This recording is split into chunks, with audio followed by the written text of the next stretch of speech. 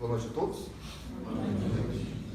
Pessoal, hoje eu vou dar continuidade, né, uma sequência de parábolas que eu venho dando aqui na casa. Já estamos no finalmente aí das parábolas, tá? Acho que essa aqui, se eu não me engano, é a penúltima, que é a parábola do juiz iníquo. Essa parábola, pessoal, vocês podem encontrar por aí com outros títulos, tá? Como, por exemplo, a parábola do juiz e da viúva, ok? Ou parábola do juiz da injustiça, que é mais ou menos a tradução de iníquo, ok? Então, algumas literaturas aí traduziram essa parábola com nomes diferentes, ok? Eu mantive aqui, da literatura que eu estou usando, que é o juiz iníquo, ok? Mas é a mesma parábola, ok? Então, lembrando, né, pessoal? Sempre lembro disso aí. Parábolas são as histórias que Jesus contava, usando o contexto do cotidiano da época, trazendo o quê? Um fundamento espiritual para a nossa reflexão, ok? Eram tipo os exemplos que eles nos davam para a gente poder refletir algum ensinamento. Então vamos lá. A parábola é assim, ó. Eu vou ler aqui para nós, para ser fiel ao teu texto. Ó. Então Jesus propôs uma parábola aos seus discípulos com a intenção de adverti-los quanto ao dever de orar continuamente e jamais desanimar. Ele lhes contou: em certa cidade havia um juiz que não temia a Deus, tampouco era sensível às suas necessidades das pessoas.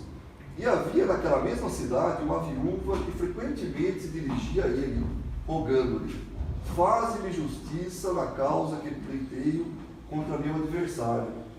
Ele, por algum tempo, não a quis atender. Todavia, mais tarde, considerou consigo mesmo: é bem verdade que eu não temo a Deus nem respeito a pessoa alguma. Contudo, como esta viúva me importuna, farei justiça a ela, para que não acontecer que, por fim, venha me aborrecer ainda mais. Então concluiu o Senhor: atentai à resposta do juiz da injustiça. Porventura Deus não fará plena justiça aos seus escolhidos, que a ele clamam de dia e de noite, ainda que lhes pareça demorado em atendê-los? Eu vos asseguro, ele vos fará a sua justiça, e depressa. No entanto, quando o Filho do Homem vier, encontrará fé em alguma parte da terra? Está lá em Lucas capítulo 18, versículos de 1 a 8. Então, o que é essa história que ele conta? Né? Então, ele fala aqui, né, que havia um juiz que, não se importava aí, de fato, em atender as pessoas bem, em realmente fazer justiça. Ele atendia conforme seus interesses, né?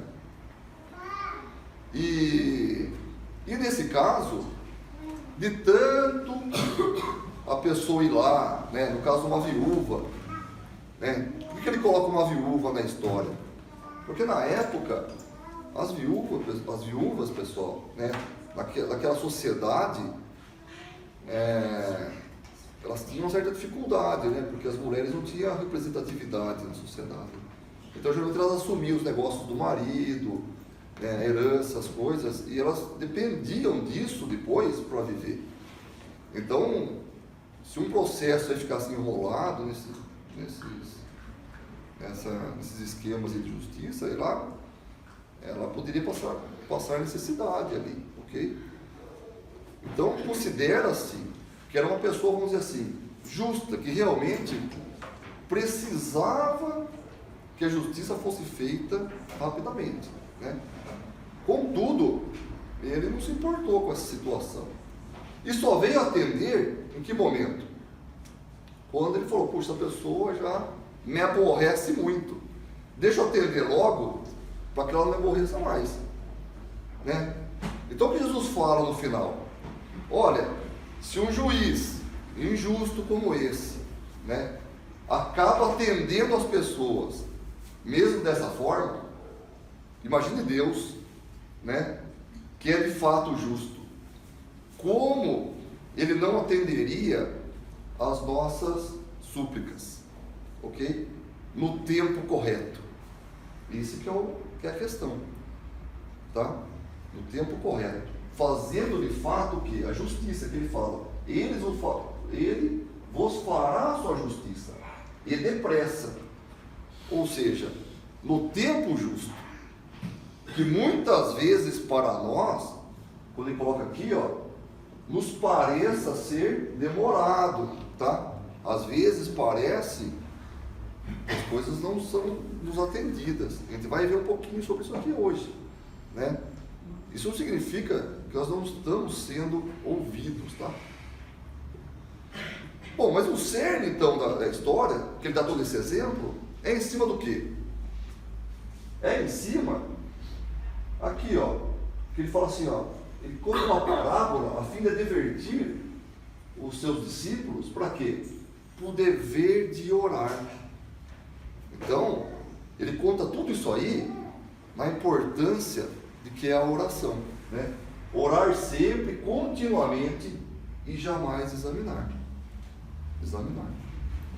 Então, agora, eu vou fazer o quê? Um paralelo exatamente com o nosso livro, né? O Evangelho segundo o Espiritismo, onde temos, né, um capítulo, né, que é o capítulo 27, que trata exclusivamente, pessoal, desse tema, da oração, né?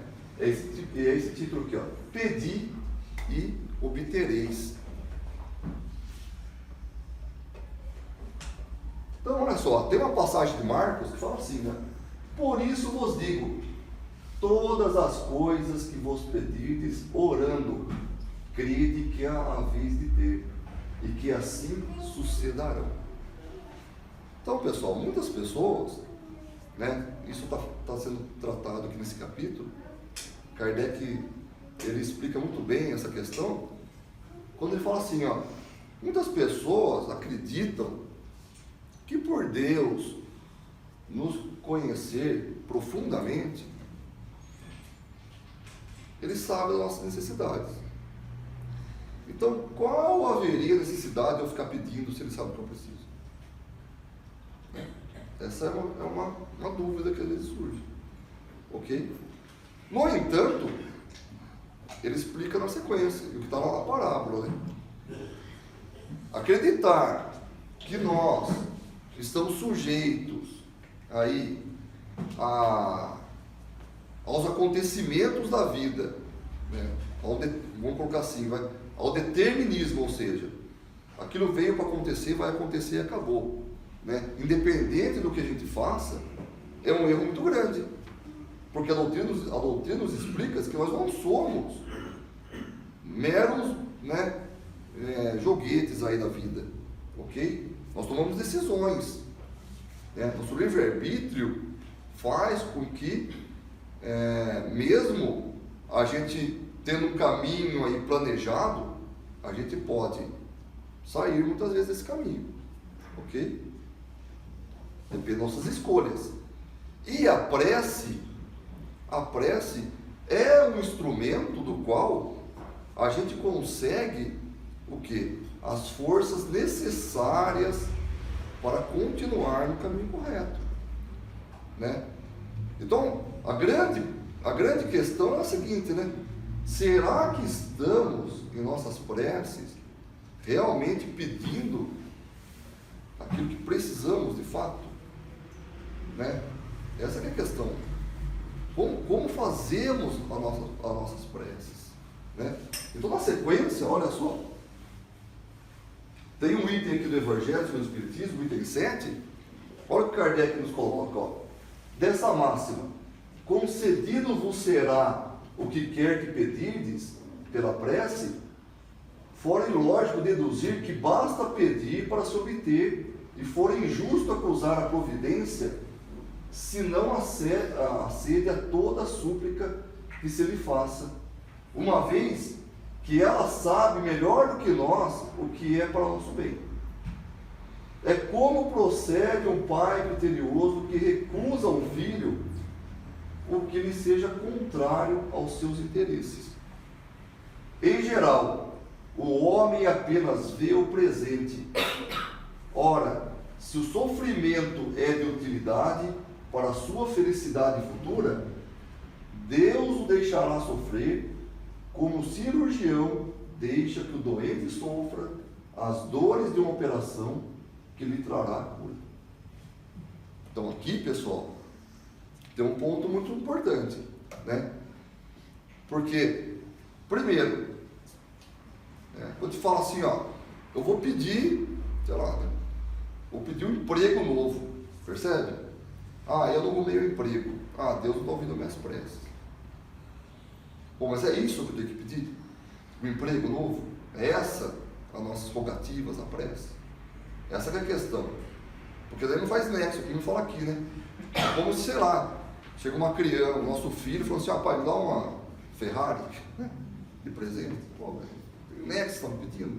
É diferente de um filho pedir assim, pai, você me ajuda a fazer a lição de casa? Percebe? É um outro tipo de ajuda. Inclusive, se ele pedisse, pai, faça a minha lição de casa, né? Aposto que já não seria, né, na nossa consciência aí o correto, concorda? Porque não era a nossa obrigação fazer aquilo lá. Ok? A obrigação é do filho. A lição é dele. Então ele pedir para nós, pai, faça a minha lição, entendeu? Não é nosso dever atender. E isso não é que nós não estamos ouvindo a súplica. A questão é que a ajuda que está sendo pedida de forma errada, né? Se fosse pedido, pai, me ajuda a fazer a minha lição, aí com certeza, vamos lá, eu vou sentar do lado, eu vou te explicar, vou te dar todo o apoio. Mas a lição, quem faz, é você, certo? Então, pessoal, pedir nossas preces, entendeu? Por exemplo, que não seja nos tirado alguma prova, alguma coisa, é muito difícil de ser atendido mesmo, porque se aquilo faz parte, né, do nosso caminho evolutivo, pessoal, isso não faz sentido ser tirado. É a nossa lição, ok? O que a gente tem que pedir é a força necessária para poder superar aquela prova. É o que fala aqui, tá vendo? Ó? Às vezes uma doença, né, a gente quer que aquilo passe, né, rapidamente, não é mesmo? É a vontade, né? Porque a dor, ninguém gosta de viver em sofrimento. Mas, como falou aqui, né?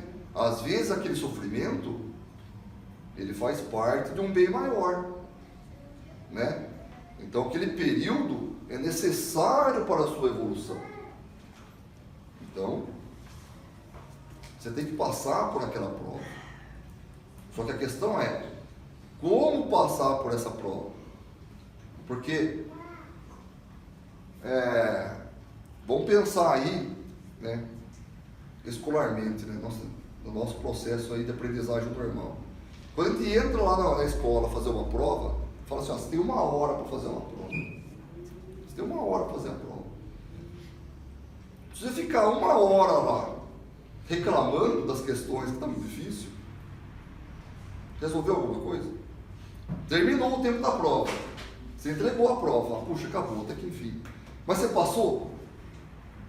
Você resolveu as questões? Então, pessoal, essa é a questão não é só pedir para que a prova acabe de uma vez. A questão é, a gente tem que passar por aquilo. Nós temos que tentar resolver aquelas questões. Ficar 1 hora lá tentando, de fato, acertar o máximo. Porque se a prova foi nos dada, significa que a matéria também foi nos dada. Nenhum professor aplica uma prova do qual ele não ensinou o conteúdo antes. Então, se aquilo está sendo colocado para nós, pessoal, é porque em algum momento veio o ensinamento antes. A prova está vindo agora. Você tem, então, o conteúdo necessário para passar por aquilo. Isso é um grande alento, né, pessoal? Sabermos que, independente da prova que estamos passando, Independente, hein, pessoal? Seja o que for, que cada um esteja passando, nós estamos prontos para passar por aquela prova. Porque Deus não coloca uma prova acima de nossas forças. Parece muitas vezes muito difícil, mas você tem as condições. Tanto é que, se você olhar para trás hoje, quantas coisas a gente achava assim super difícil, né? Que a gente jamais esperava ter superado, e hoje a gente olha para trás e fala, puxa, por que eu sofri tanto por aquilo ali, né? Não parece tão grande hoje. Na época parecia, né? Mas hoje a gente já vê que não era tanto, ok? Porque nós temos as condições de passar por isso, tá, pessoal? Então, olha só. Aí, no próprio item 7, olha o que está escrito aqui, ó.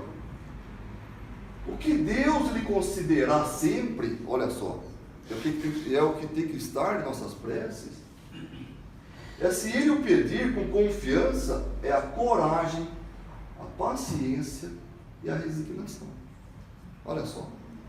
Esses 3 atributos, pessoal, é o que nos fazem sempre aptos a passar por qualquer prova.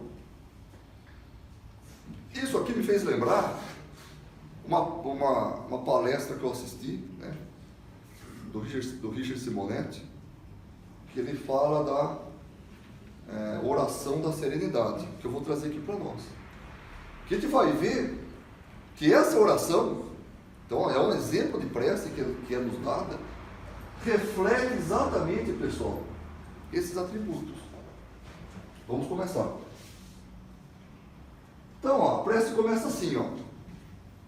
Prece da serenidade. Então, assim, ó.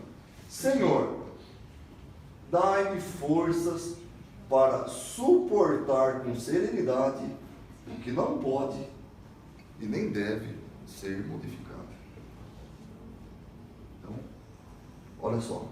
Senhor, dai-me força para suportar com serenidade. Isso é importante, pessoal. Resignação. É uma das palavrinhas que estava lá, certo? Resignação. É aquilo que eu acabei de explicar. Então não pode, perante uma prova, ficar o tempo inteiro reclamando daquela prova. Porque isso não resolve nada, né? Como o Chico falava lá, né, através do Emmanuel, reclamações são bombas atrasadas. Não serve mais para nada, ok? Não adianta ficar reclamando. Resignação, pessoal, perante as dificuldades, ou seja, aceitar não significa se conformar. Aceitar significa se pôr ali disposto a superar aquilo, tá? Sem ficar reclamando. O que? O que não pode e nem deve ser modificado.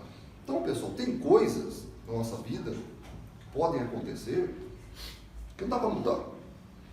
Não dá para mudar. Por exemplo, a morte de um ente querido, né?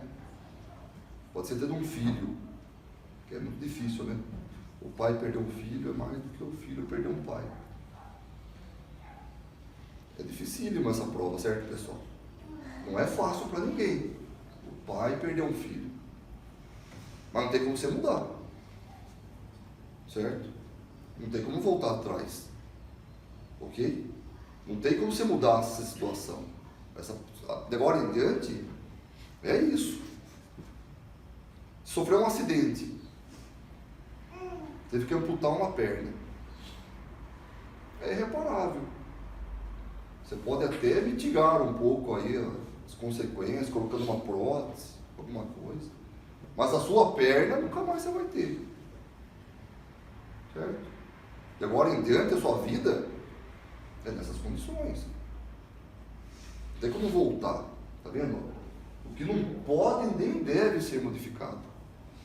Sofreu um acidente, né? Sei lá, furou um olho, ficou cego, irreversível. Não tem como mudar a situação. Ok? Então, existem de fato circunstâncias em nossas vidas, pessoal, que não tem como ser mudadas. O que dá para mudar é a nossa postura em relação àquilo. É como nós vamos enfrentar a situação de agora em diante. Está vendo? Que a gente possa suportar com serenidade. Que a gente possa ter a resignação necessária para aceitar aquilo e continuar adiante. Ok? Aí vem uma frase de Mateus que eu gosto muito. Não vos ponhais inquietos pelo dia da manhã. A cada dia basta o seu mal. Né? Então a gente aprender a tratar, né, os problemas aí, um de cada vez, sem nos martirizarmos por aquilo que nem sucedeu ainda. Segunda parte da oração.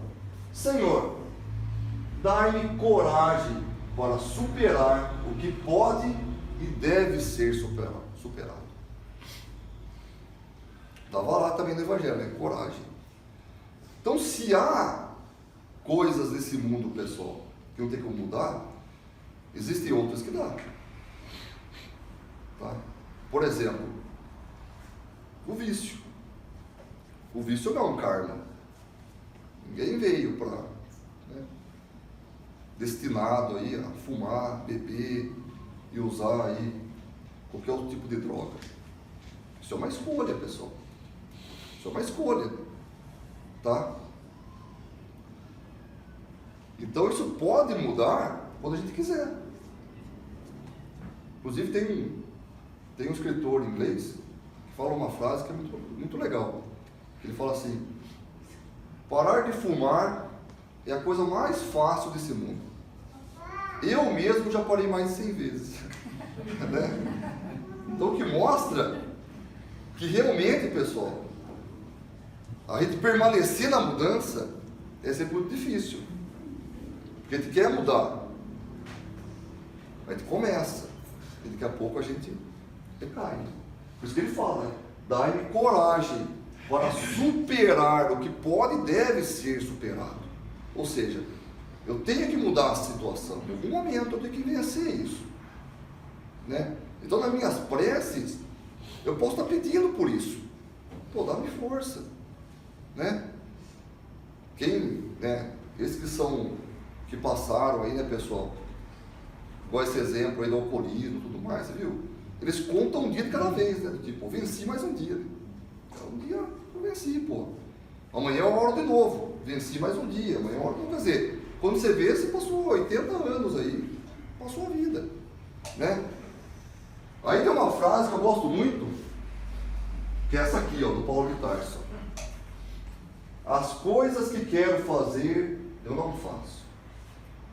E as que eu não quero, isso sim eu faço.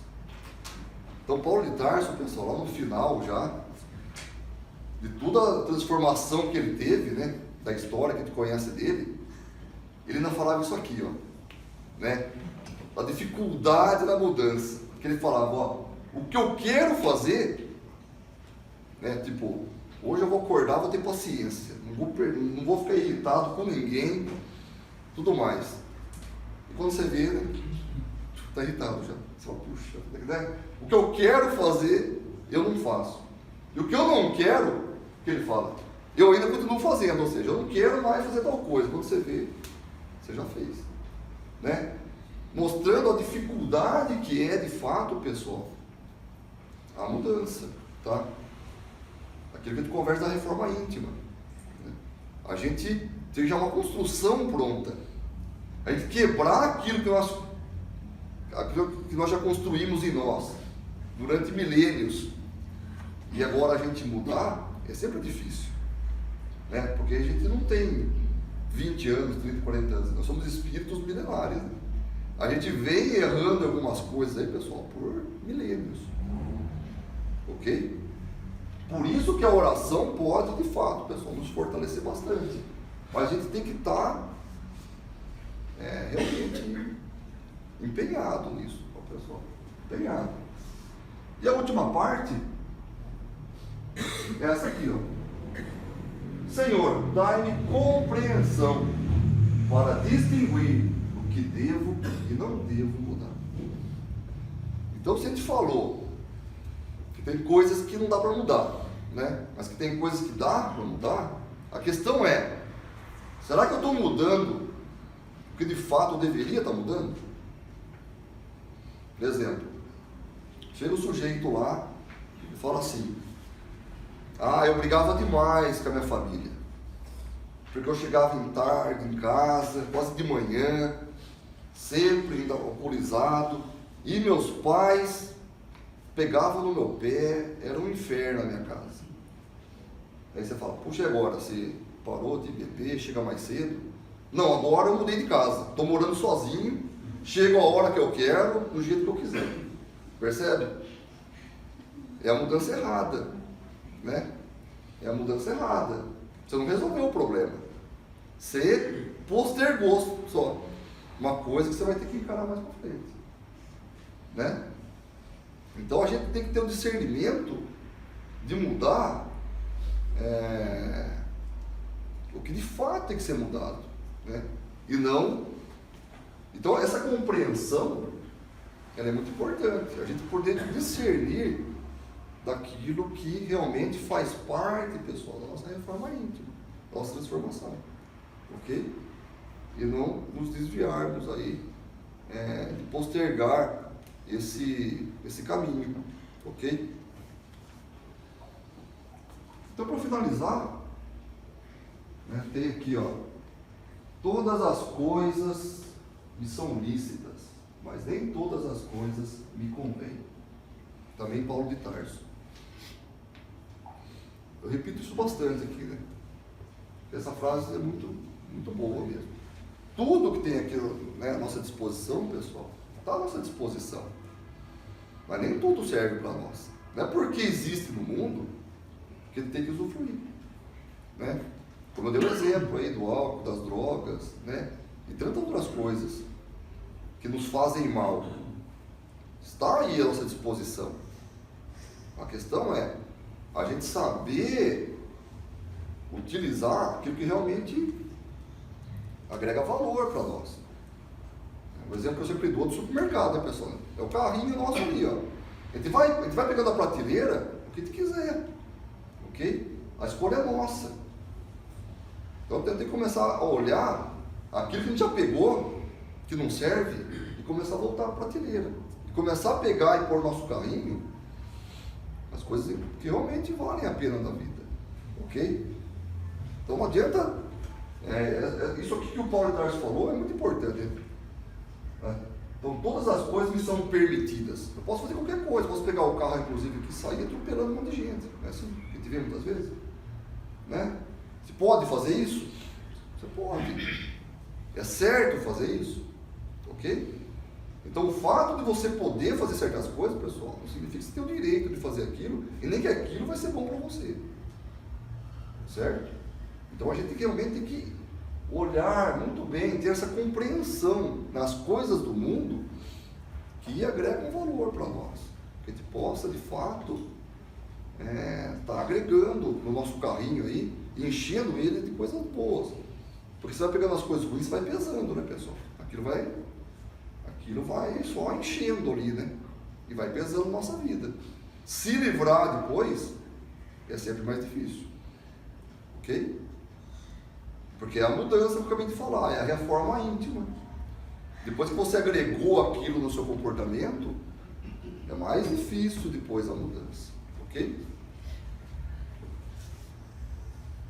Então, para finalizar, pessoal, eu vou ler agora aqui a prece inteira. Vocês veem que é uma prece muito, muito bonita, muito interessante, e que realmente nos faz aí aprender com ela a forma correta da gente orar e o modo também correto de enxergarmos aí na nossa vida. Então está lá: concede-me, Senhor, a serenidade necessária para aceitar as coisas que eu não posso modificar, coragem para modificar as que eu posso, e sabedoria para distinguir uma da outra, vivendo um dia de cada vez, desfrutando o momento de cada vez, aceitando as dificuldades como um caminho para alcançar a paz, considerando o mundo pecador como ele é e não como eu gostaria que ele fosse, confiando em Deus para endireitar todas as coisas, para que eu possa ser moderadamente feliz nessa vida e infinitamente feliz contigo na eternidade. Muito bonita, né? Então, era isso, tá, pessoal? Que Jesus possa nos iluminar sempre e que tenhamos uma excelente semana. Ok? Obrigado.